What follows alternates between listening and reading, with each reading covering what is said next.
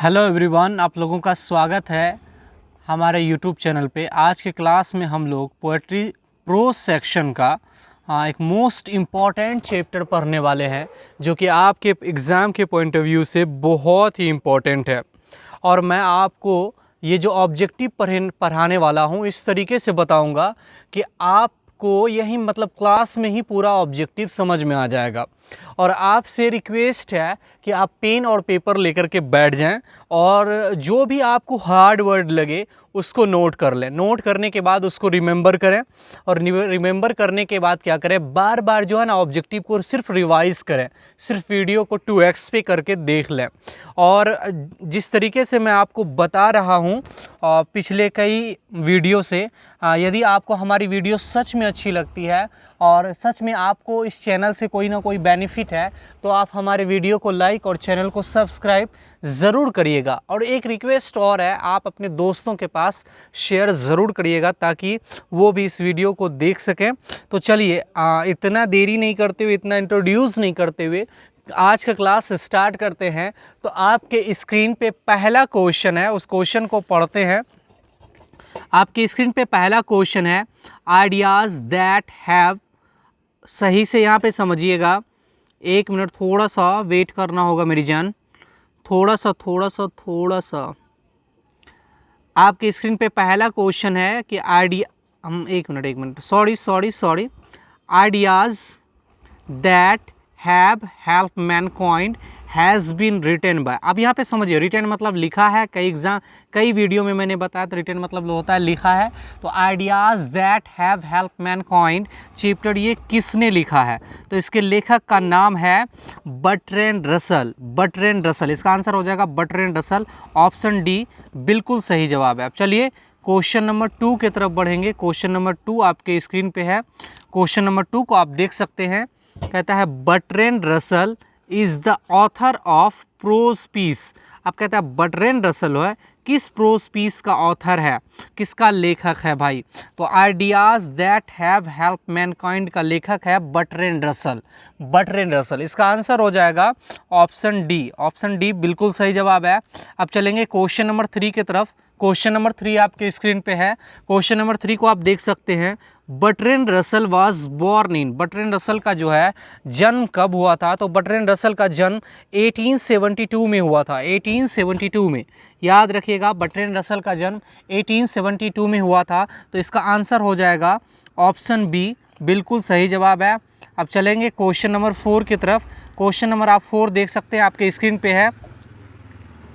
Bertrand Russell was died. Bertrand Russell का जो है डाइड मतलब होता है मृत्यु। कई बार मैं बताया हूँ, उतना हिंदी नहीं लिखूंगा, फिर बोल दूंगा, ठीक है ना जी। बर्ट्रैंड रसल का डाइड यानी मृत्यु कब हुआ था जी? तो इसका मृत्यु जो है मेरी जान 1970 में हुआ था। 1970 यानी 1970 में हुआ था इसका मृत्यु। तो इनका मृत्यु, इसका नहीं, सॉरी। तो इसका आंसर हो जाएगा ऑप्शन डी। अब चलिए क्वेश्चन नंबर 5 की तरफ हम लोग बढ़ते हैं। क्वेश्चन नंबर 5 आपके स्क्रीन पे है। कहता है Bertrand Russell was awarded the Nobel prize in literature in the year. Bertrand Russell को जो है नोबेल प्राइज़ मिला था किस वर्ष, किस ईयर में मिला था? ईयर मतलब होता है वर्ष। लिटरेचर के लिए, किस चीज़ के लिए मिला था? लिटरेचर के लिए। तो इसको मिला था 1950 में, 1950 में। इसका आंसर हो जाएगा ऑप्शन सी बिल्कुल सही जवाब है। अब चलेंगे क्वेश्चन नंबर 6 की तरफ। क्वेश्चन नंबर 6 आपके स्क्रीन पे है। Bertrand Russell belong to, Bertrand Russell कहाँ से बिलोंग करते हैं? तो बर्ट्रैंड रसल जो है ब्रिटेन से बिलोंग करते हैं। याद रखिएगा, ये क्वेश्चन कई बार एग्जाम में आया है और मैं जो हूँ क्वेश्चन बैंक का जो है ना क्वेश्चन इसमें शामिल कर दिया गया है ताकि आपको किसी भी प्रकार की कोई परेशानी नहीं हो जी, ठीक है। अगर आपको डाउट फिर भी होती है ना, मेरी जान एक बात मानो, ठीक है ना, इससे आपके एग्ज़ाम में जो है ना कोई क्वेश्चन बाहर नहीं होने वाला है। आप सिर्फ इतना पढ़ लीजिए और रिवाइज कर लीजिए, आपके एग्ज़ाम की तैयारी संपूर्ण हो जाएंगी। ओके जी, तो इसका आंसर हो जाएगा ऑप्शन सी बिल्कुल सही जवाब है। अब चलेंगे क्वेश्चन नंबर 7 की तरफ। क्वेश्चन नंबर 7 आपके स्क्रीन पे है, आप देख सकते हैं। कहता है बर्ट्रैंड, अब यहाँ पे AW का फुल फॉर्म क्या होता है? बर्ट्रेंड आर्थर विलियम रसल पूरा नाम है इसका। तो बर्ट्रेंड आर्थर विलियम रसल जो है वॉज अ ब्रिटिश का यह क्या था, फिलोसफर था। डॉक्टर नहीं था, नर्स नहीं था, फार्मर नहीं था, एक फिलोसफर था। बर्ट्रेंड रसल जो था एक फिलोसफर भी था। इसका आंसर हो जाएगा आपका ऑप्शन डी, ये बिल्कुल सही जवाब है। अब चलेंगे क्वेश्चन नंबर 8 की तरफ। क्वेश्चन नंबर 8 आपके स्क्रीन पे है, समझिएगा।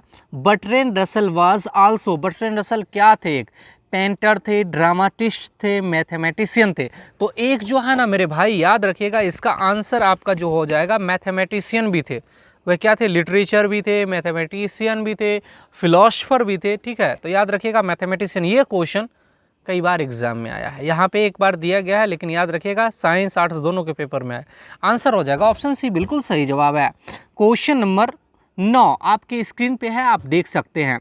कहता है all technological changes cause dash problem. समझिएगा, ऑल टेक्नोलॉजिकल चेंज जितना भी हुआ है काउज, उसका कारण सबसे बड़ा प्रॉब्लम क्या है, सामाजिक समस्या। देखिए, जब भी किसी चीज़ की आविष्कार हुई है तो जब तक इंसान को उसकी नीड्स नहीं होती है ना, तब तक उसकी आविष्कार नहीं होती है। जो समाज में जिन जिन चीज़ों की ज़रूरत हुई उसका आविष्कार होता चला गया और लोग उसका मदद लेते चले गए। आप जैसे देखिए कि कोरोना वायरस आया हुआ था एक समय में, तो उस समय उसका वैक्सीन नहीं बना था, लेकिन धीरे धीरे उसका भी खोज हो गया ना। तो कहा जाता है जिससे मतलब जब इंसान को नीड्स होती है तो वो बखूबी वो चीज़ मिल ही जाता है, उसको इंसान खोज ही लेता है किसी ना किसी तरीके से जी। चलिए, इसका आंसर हो जाएगा ऑप्शन ए। चलिए, बिल्कुल सही जवाब है जी। क्वेश्चन नंबर 10 अब आपके स्क्रीन पे है। क्वेश्चन नंबर 10 को आप देख सकते हैं। कहता है द टू काइंड्स आइडियाज़, मतलब दो प्रकार के आइडिया। काइंड्स मतलब होता है प्रकार, आइडियाज़ मतलब विचार। दो प्रकार के विचार जो हैं which contributed the most mankind, मतलब जो कॉन्ट्रीब्यूटेड का यहाँ पे सही से कॉन्ट्रीब्यूटेड का मतलब आपका जो हो जाएगा ना मेरी जान, कि मतलब वो जो सबसे ज़्यादा योगदान किया मेन काइंड के, एक तो नॉलेज एंड टेक्निक, एक तो नॉलेज और टेक्निक ने मदद किया। दूसरा किया कि मोरल पॉलिटिक्स, किसके अनुसार से, बर्ट्रेंड रसल के अनुसार से, मोरल पॉलिटिक्स। इसका हो जाएगा मोरल पॉलिटिक्स, मतलब अच्छी राजनीतिक। इसका आंसर हो जाएगा ऑप्शन बी, ठीक है जी।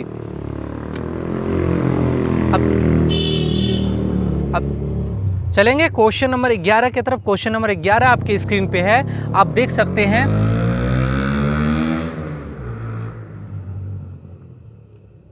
क्वेश्चन नंबर 11 आप देख सकते हैं।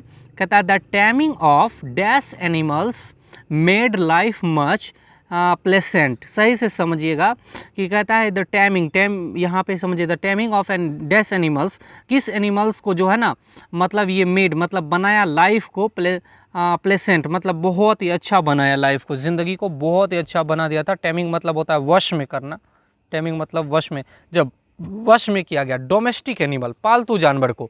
इसका आंसर हो जाएगा पालतू जानवर को। इसका आंसर हो जाएगा option D G, option D बिल्कुल सही जवाब है। चलिए, क्वेश्चन नंबर 12 आप देख सकते हैं, आपके स्क्रीन पे है। कहता according to Bertrand Russell dash the in large numbers in winter के सीजन में कौन सबसे अधिक मरा था। लार्ज मतलब होता है अधिक, कौन सबसे अधिक मरा था। तो भाई विंटर के सीजन में सबसे अधिक जो है ना भूख के कारण मरा था, तो वो मरा था बर्ड्स यानी पक्षी, बहुत सारे पक्षी मरे थे जी। इसका आंसर हो जाएगा ऑप्शन डी। चलिए, क्वेश्चन नंबर 13 अब आपके स्क्रीन पे है। क्वेश्चन नंबर 13 को आप देख सकते हैं। कहता है roads to freedom was written by, roads to freedom इसको किसने लिखा है, तो बर्ट्रेंड रसल ने लिखा है। रोड्स टू फ्रीडम याद रखिएगा, इसको किसने लिखा है, बर्ट्रेंड रसल ने लिखा है। इसका ऑप्शन हो जाएगा, अभी मैं दिखा देता हूँ, इसका आंसर हो जाएगा ऑप्शन सी, बिल्कुल सही जवाब है।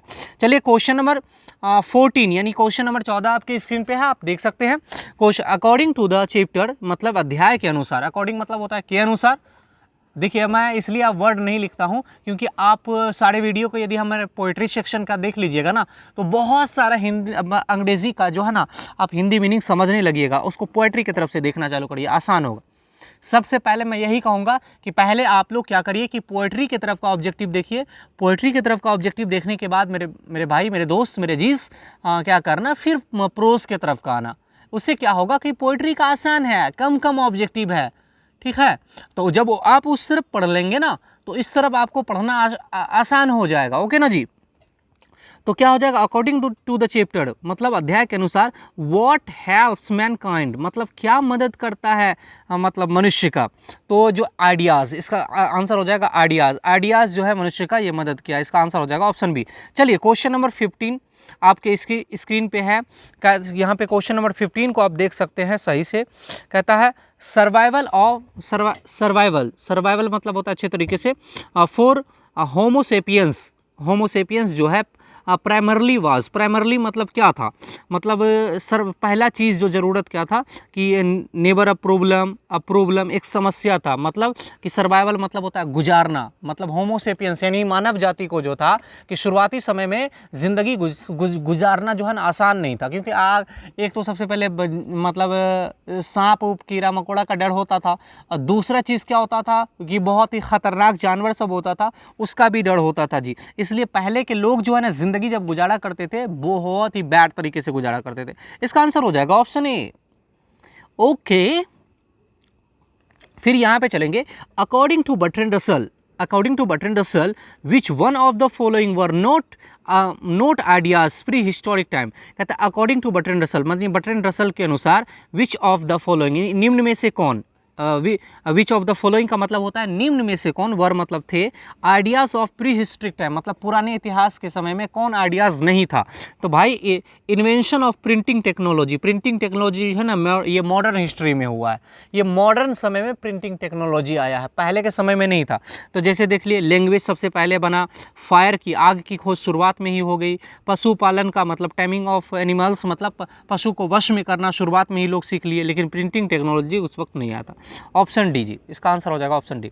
चलिए अब यहाँ पे क्वेश्चन कहता है the most indubitable respected in which ideas have help mankind, मतलब मानव जाति का सबसे कौन सा ज़्यादा आइडिया जो है वो मदद किया जी। Computer, more knowledge, machines, number. सबसे ज़्यादा शुरुआती दौर में नंबर यानी गिनती जो संख्या की खोज हुई, यदि संख्या ना होता ना ही कंप्यूटर का आविष्कार होता, ना ही मतलब इतना दुनिया तरक्की पे जाता। सबसे पहले संख्या की खोज हुई, उसके बाद ही ये दुनिया इतना तरक्की पे गई है जी। ठीक है, तो इसका आंसर हो जाएगा ऑप्शन डी, बिल्कुल सही जवाब है। चलिए क्वेश्चन नंबर 18 की तरफ बढ़ेंगे हम लोग। क्वेश्चन नंबर 18 आपके स्क्रीन पे, क्वेश्चन नंबर 18 को देख सकते हैं। कहता है इन द ईयर, कब, कौन से ईयर में, 1947 a great percentage of bird and humans died due to, किस कारण से मरा था, डाइड मतलब मरा, किस कारण से पक्षी मरा था जी। तो हंगर यानी मैं बताया था अभी भूख के कारण जो है बहुत सारे पक्षी विंटर के सीजन में मर गए थे जी। प्रथम मतलब द्वितीय विश्व की युद्ध के समय में जी, द्वितीय विश्व युद्ध के समय में। इसका आंसर हो जाएगा ऑप्शन डी, बिल्कुल सही जवाब है। अब चलिए क्वेश्चन नंबर 19 आपके स्क्रीन पे है। कहता है birds die of hunger in large number, यानी बर्ड्स जो डाई मतलब मरा, हंगर भूखा, बहुत सारे नंबर में, कब मरा था। तो भाई विंटर के सीजन में मरा था, विंटर के सीजन में, इसका याद रखिएगा आंसर विंटर सीजन में, ऑप्शन सी। चलिए क्वेश्चन नंबर अब 20 आपके स्क्रीन पे है। अब बहुत कम क्वेश्चन बचे हुए हैं, लगभग 10 या 12 क्वेश्चन होंगे आपके लिए। कहता है ड्यूरिंग समर बर्ड्स, ये समर बर्ड्स जो हुआ था क्या हो गया था। कहता है फॉरगेट दिस कैस्ट्रॉफ, इसका आंसर हो जाएगा। और कैस्ट्रॉफ मतलब होता है कि ये ड्यूरिंग मतलब समर के टाइम में क्या हो गया था, भूल गया, फॉरगेट मतलब भूल गया था, दिस कैरपोर्ट्स मतलब विपत्ति को, वो जो विंटर में उसके साथ विपत्ति हुआ था ना, वो जो है ना जा करके मतलब समर में भूल गया था, समर में उसका अच्छा ज़िंदगी गुजरने लगा पशु पक्षी का जी। इसका आंसर हो जाएगा ऑप्शन सी, याद रखिएगा ऑप्शन सी। चलिए क्वेश्चन नंबर 21 अब आपके स्क्रीन पे है। क्वेश्चन नंबर 21 को देख सकते हैं। डैश स्किल, कौन सा नॉलेज जो था प्ले मोर इम्पोर्टेंट, सबसे ज़्यादा इंपॉर्टेंट रोल निभाया कॉन्टिनेंटल वंश में, मतलब ये जन्म को लेकर के। तो अक्वायर्ड, इसका आंसर हो जाएगा अक्वायर्ड जी, अक्वायर्ड, याद रखिएगा अक्वायर्ड। कुछ क्वेश्चन होंगे कि जो आप स्टार लगा करके 1-2 बार रिवाइज करेंगे तभी आपके दिमाग में बैठेगा, नहीं तो ऐसे नहीं बैठ सकता। ओके जी, चलिए क्वेश्चन नंबर 22 अब आपके स्क्रीन पे है। क्वेश्चन नंबर 22 कहता हु रोट, कौन लिखा है, हु रोट द पीस, ये टुकड़ा कौन लिखा है, why I am not a Christian, Bertrand Russell. किसने लिखा? Bertrand Russell. इतना दिमाग लगाने की क्या ज़रूरत है इसमें यार, बर्ट्रैंड रसल ने लिखा है। चलिए इसका ऑप्शन सी हो जाएगा। चलिए 23 नंबर क्वेश्चन आपके सिलेबस का नहीं है, ये क्वेश्चन गलत है, यहाँ पे गलत तरीके से बनाया गया, ये क्वेश्चन नहीं चलेगा। चलिए क्वेश्चन नंबर 24 की तरफ बढ़ते हैं हम लोग। क्वेश्चन नंबर 24 है, the most important and difficult step were taken before the down. Most important topic जो बिफोर डाउन को लेकर के, किसको लेकर के हुआ था? हिस्टोरी को लेकर के हुआ था, हिस्ट्री को लेकर के। इसका आंसर हो जाएगा option C. Most important difficult step जो था ये हिस्ट्री लेखन की थी, इतिहास लेखन की बात हो रही थी, तो ये चीज़ जो है ना डिस्टर्ब किया था इनको लेकर के। चलिए क्वेश्चन नंबर 25 अब आपके स्क्रीन पे है। क्वेश्चन नंबर 25 को समझिएगा। कहता है utilisation of dash, utilisation of dash prove the milestone in human progress. यहाँ पे सही से समझिएगा, यूटिलाइजेशन मतलब होता है आविष्कार करना, खोज करना। सही से समझिएगा, यूटिलाइजेशन मतलब आविष्कार या खोज, आविष्कार या खोज। ओके जी, लिख लीजिएगा आप, आविष्कार या खोज जो करना। प्रूव मतलब साबित किया, माइलस्टोन इन ह्यूमन प्रोग्रेस, मनुष्य जाति के प्रोग्रेस में एक मील का पत्थर साबित हुआ। माइलस्टोन मतलब मील का पत्थर साबित हुआ, एक अहम काम हुआ। क्या चीज़? यूटिलाइजेशन। किसका खोज? आग की खोज। आग की खोज हुई ना, तभी मानव जाति को सबसे ज़्यादा मदद मिला था। क्योंकि जब आग की खोज नहीं हुई थी तो लोग जब जंगल में रह रहे थे तो उसको सुरक्षा किसी चीज़ से नहीं थी, मतलब जानवर से वगैरह वगैरह किसी चीज़ से नहीं। वो कैसे करके मतलब सिर्फ पेड़ पौधा वगैरह वगैरह ये सब खा के रहते थे। जब आग की खोज हुई तो आग के यानी फायर की खोज होने के बाद ही इंसान को बहुत सुरक्षित जीवन मिला जी। इसका आंसर हो जाएगा ऑप्शन ए। चलिए क्वेश्चन नंबर 26 अब आपके स्क्रीन पे, क्वेश्चन नंबर 26 को आप देख सकते हैं। कहता है after language the second important thing which help mankind. मतलब कि लैंग्वेज के बाद जो सेकेंड चीज़ था जो मानव जाति का मदद किया, वो क्या किया जी? फायर किया। फायर यानी आग। ठीक है जी, आंसर याद रखिएगा, आग। ऊपर भी पढ़े थे जी। कहता है इवन, यहाँ तक कि more important then the domestication of animals. मतलब जानवरों को पालतू करना जो था, द इन्वेंशन ऑफ क्या था? राइटिंग। ये एग्रीकल्चर से संबंधित था।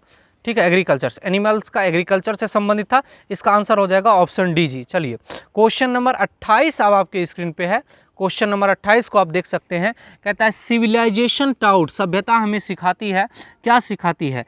To be more friendly towards, मतलब एक ज़्यादा से ज़्यादा हम लोग फ्रेंडली बन के रहें, एक दूसरे के करीब होकर के रहें। इसका आंसर हो जाएगा ऑप्शन सी। चलिए क्वेश्चन नंबर 29 अब आपके स्क्रीन पे है। क्वेश्चन नंबर 29 को देख सकते हैं। कहता है in dash the last step was never taken. ये डैश लास्ट स्टेप जो है नेवर टेकन, ये किसने किया था? इन लास्ट स्टेप किसने नहीं लिया था? चाइना ने नहीं लिया था। इसका आंसर हो जाएगा चाइना। ओ याद रखिएगा, ऑप्शन डी जी। कहता है robins are the national birds. ये रोबिन्स कहाँ का नेशनल बर्ड है? इंग्लैंड का है। रोबिन जो है इंग्लैंड का नेशनल बर्ड है जी, इंग्लैंड का, याद रखिएगा। इसका हो जाएगा ऑप्शन डी। क्वेश्चन नंबर 31 अब आप देख सकते हैं। एवरी ह्यूमन डेथ, प्रत्येक मनुष्य की मृत्यु जो है, स्टिवेशन प्रोसीड बाय लॉन्ग पीरियड। ये लॉन्ग पीरियड को लेकर के क्या चीज़ को दिखाया था? हंगर। ये भूख के कारण हुआ था जी। क्या भूख के कारण? No no no no. इसका आंसर यस, भूख ही होगा। इसका आंसर देख सकते हैं ऑप्शन, भूख के कारण ही ये मतलब हुआ था मनुष्य के इतनी बड़ी तबाही। ठीक है ना जी। अब यहाँ पे इस क्वेश्चन का कहता है dash also were commentator a large variety of topic. सबसे ज़्यादा लार्ज टॉपिक कॉमेंटेटर कौन था? सब अधिक टॉपिक पे बोलने वाला, तो बर्ट्रैंड रसल था। बर्ट्रैंड रसल एक अच्छा कमेंटेटर भी था और सभी विषय पे बोलता था। इसका आंसर हो जाएगा ऑप्शन डी। क्वेश्चन नंबर 33 शायद ये आपके इस वीडियो का लास्ट क्वेश्चन है। ये क्वेश्चन है the dash would help Cron grow unless as allowed feast on the blood of children. ये ब्लड ऑफ चिल्ड्रेन को याद रखिएगा, मोलोक याद रखिएगा, ब्लड ऑफ चिल्ड्रेन को। इस क्वेश्चन को थोड़ा सा रिवाइज कर लीजिएगा जी। ठीक है, पूछा नहीं जाता एक बार भी। इसका आंसर हो जाएगा ऑप्शन सी। आपके देखिए कि लास्ट क्वेश्चन जी यहीं पे लास्ट हो गया आपका। उम्मीद है कि आपको हमारी लेक्चर ये समझ में आई होंगी, अच्छी लगी होंगी। यदि सच में हमारी वीडियो आपको अच्छी लगती है, आप हमारे वीडियो से कुछ ना कुछ सीखते हैं, तो आप जो है हमारे इस वीडियो को लाइक कर सकते हैं। और यदि चैनल पे नए हो तो चैनल को सब्सक्राइब कर सकते हैं। और यदि आपको किसी भी प्रकार का कोई भी डाउट रहता है, कोई भी परेशानी होती है, यदि आपको PDF चाहिए और अधिक जानकारी चाहिए कि किस प्रकार से हमको तैयारी करनी है, कैसे तैयारी करनी है, तो आप हमें कमेंट बॉक्स में ज़रूर बताइएगा। और मैं आपको व्हाट्सअप नंबर शायद अगले वीडियो में दूंगा, तो उसमें क्या करिएगा, व्हाट्सअप से ज़रूर ज्वाइन हो जाइएगा। आपको शायद बहुत कुछ फ्री में उपलब्ध कराया जाएगा। और आपसे हम्बली एक ही रिक्वेस्ट है कि आप हमारे वीडियो को अगर अच्छी लगे तभी लाइक करिएगा, और अन्यथा अपने दोस्तों के पास शेयर ज़रूर करिएगा, ताकि उनको भी मदद हो सके और हमारा चैनल ग्रो कर सके, और जो है मैं आप लोगों के ज़रिए थोड़ा ना थोड़ा तरक्की कर पाऊँ और बेहतर बन पाऊँ एजुकेशन के क्षेत्र में। तो तब मिलते हैं अगले वीडियो में, तब तक के लिए आप अपना ख्याल रखिए। Take care, bye bye.